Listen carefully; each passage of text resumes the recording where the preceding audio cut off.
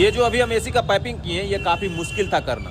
वो झूला देख रहे हैं उस पर लटकते हुए किए हैं। यदि आप फ्यूचर में घर बनवाइएगा या घर बनवा रहे हैं तो घर का डिज़ाइन कुछ इस तरीके से रखिए या घर के अगल बगल जगह को कुछ इस तरीके से चलिए कि ये फ्यूचरिस्टिक चीज़ों को लगाने में दिक्कत ना हो। अब एसी हर घर में आम हो गया, आम बात हो गया है लगाना।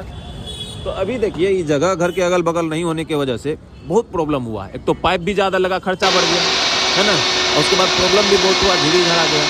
तो कोई भी अपना जगह जमीन पे कुछ भी करनी नहीं। तो इस तरह की चीज़ों को माइंड में रखते हुए अपना घर को डिजाइन करवाइए, नहीं तो बाद में वही होगा, चाल चले मत वाली बगल वाली जान मारी।